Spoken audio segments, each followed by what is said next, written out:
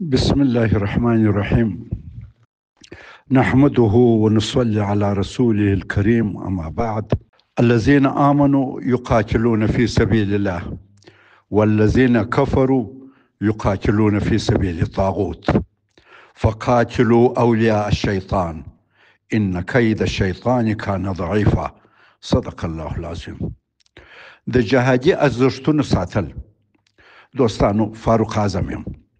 پرون دوشنبه د 1404 هجري شمسي د وژې د میاشتې 18 د کابل د دارالامان په ماڼۍ کې یوه پرتمینه غونډه وه چې د جهادي ارزښتونو د ساتلو د ادارې د نوي رئیس ښاغلي مولوي امدادالله منصور صاحب معرفي کېدل وه. پخوا پر دغه چوکۍ قاري حمدالله سعید صاحب کار کاوه. دواړه یو د بل ځای ته تبدیل سوي وو. موږ د دواړو د بریالیتوب دعا کول. زما څه په دغه غونډه کې د ګډون او خبرو دواړو غوښتنه سوې وه. زه ورغلم. ما غونډې ته وویل د احمدشاه بابا علیه رحمه په وخت کې نه یوازې موږ په عزت وو، بلکې شاوخوا سیمې زموږ له برکته ارامې وې. د مرکزي ایشیا مسلمانان د احمدشاه بابا د سلطنت په ډاډ د روسانو له تاړاکه په امان وه. روسانو د افغانانو له ویرې په مرکزي ایشیا کې مداخله نه سوای کولی.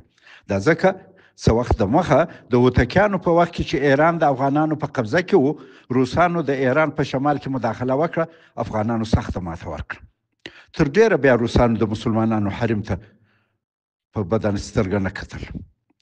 د احمدشاه بابا علیه رحمه په وخت کې د ایران شرق، نیشاپور، مشهد او سیستان زموږ د امپراتورۍ برخه و. د هند مغولي سلطنت د کندهار د حکم تابع و.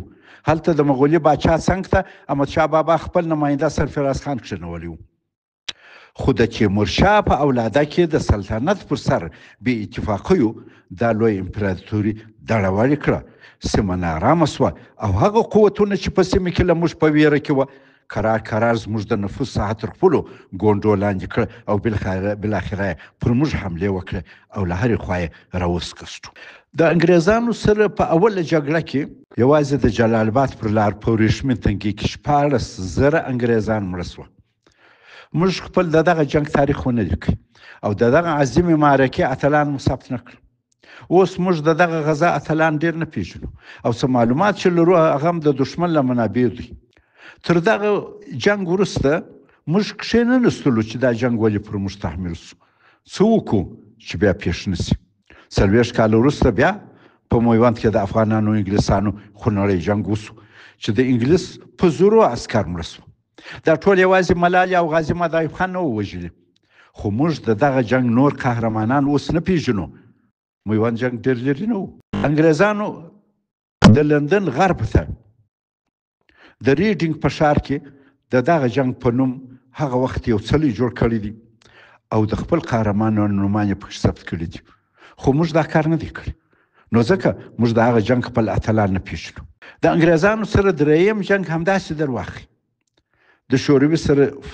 د شوروي سره فوج سره د افغانانو جنګ د 20مې پېړۍ یو عظیمه واقعه ده چې د شوروي سرو لښکرو په ماته او زموږ په بري ختمه سوه. خو موږ موقع پیدا نه کړه چې د هغه ثمره وخورو. بیا 20 کاله د امریکا په مشرۍ د نړیوال تروریزم هجوم پر افغانستان و. 20 کاله ناټو او د هغو ملګرو په افغانستان کې غوبل جوړ کړی و. خو دا وارې الله پاک موږ ته داسې بری راکړئ چې د ټولو نورو جنګونو نتایج مستثنا و. پخوا به د جنګ په نتیجه کې د سازش حکومت جوړېدی چې د جهاد تاریخ یې نسو لیکلی او یا د اتلانو نومان یې نسوای ځلولی. دا وارې قدرت ټول مجاهدینو ته ورسېدی او واک ټول د مجاهدینو دی. اوس امارت په حقیقت کې د تیرو 2 جهادونو د قربانیو محصول دی چې د علي قدر امیرالمؤمنین شیخ هیبت الله صاحب تر قیادت لاندې کامیاب او دا دی پوره په امن فضا کې تر 4 کاله ډېر روان دی. دا یو ذهبي او طلایي فرصت دی چې باید د نظام چې د دواړو جهادونو محصول دی په استحکام کې د زړه له اخلاصه کار وسي. دا نظام ډېر غنیمت او ډېر لوی کارونه لري، سم دي. البته څه کمزوریان هم لري لکه هر نظام چې لري. موږ باید په ډېر اخلاص د اصلاح کوښښ وکړو. جهاد د اسلامي تمدن او د مسلمانانو د دینی، سیاسي او فرهنګي تاریخ یو مهمه برخه ده. په ځانګړي ډول د افغانستان د معاصر تاریخ په بهیر کې جهاد د اشغالګرو او استبدادي نظامونو په وړاندې د ولس د مقاومت او بقا وسیله ګرځېدلې ده.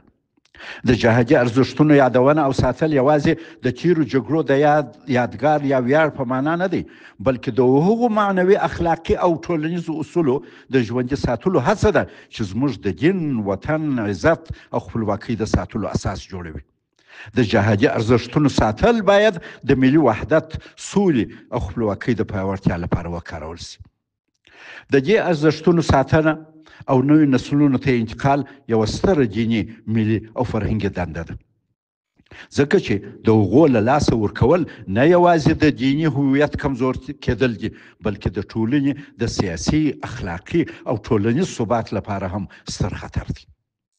جهادي ارزښتونه هغه معنوي، اخلاقي او ټولنیز اصول دي چې د جهاد په بهیر کې رامنځته شوي او د مسلمانانو د ټولنې په فکري او عملي ژوند کې ژور اغیز لري. د جهاد په ارزښتونو کې دا عناصر شامل: راسخ ایمان، ټینګ ایمان او د الله عز وجل پر نصرت د یوازیني سرچینې په توګه باور، دا ملي ارزښت دی، دا جهادي ارزښت دی. قرباني، د ځان، مال او وخت فدا کول د لوړ هدف لپاره.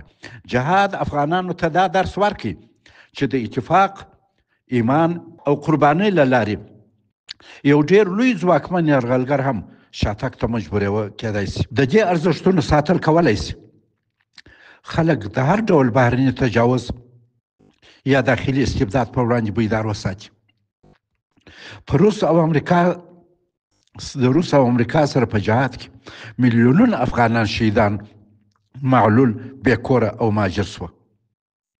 د دې قربانیو درناوي دا ده چې د هغوی د مبارزې هدف او ارزښتونه وساتل شي، ژوندي یې وساتو، تر څو راتلونکي نسلونه یې د هیر پر ځای درناوي وکړي. مقاومت، د جهاد ارزښتونو ساتل په حقیقت کې د ظلم، استبداد، اشغال او تجاوز په مقابل کې د مقاومت درناوی دی. ملي وحدت، د شوروي او امریکا د یرغلونو پر ضد جهاد د افغانانو د خپلواکۍ، غیرت او ملي مقاومت یو مهم تاریخ دی. دا جهادونه یو له هغو تاریخي شیبو څخه دي چې افغان ولس د بهرني یرغل په وړاندې یو موټی کړي. دا وخت قومي، ژبني او سیمه ییز توپیرونه له منځه تللي وه. د دغو ارزښتونو ساتل دا معنا لري چې خلک خپل تاریخي ویاړونه او قربانۍ نه هیروي. دا ارزښتونه نه یوازې د یوه تاریخي واقعې یادونه کوي، بلکې د ملت د هویت، مقاومت او یووالي سمبول هم ګڼل کیږي. استقلال، د جهاد ارزښتونو ساتل په حقیقت کې د دین، وطن، عزت او ناموس د دفاع احترام دی. دیني بنسټ، قرآن کریم او نبوي احادیث د جهاد او د هغه د ارزښتونو پر اهمیت ټینګار کوي او د هغه ساتلو ته موږ هڅوي. د جهادي ارزښتونو ساتنه په حقیقت کې د حفظ دین، حفظ نفس او حفظ العقل د مقاصدو ساتل دي.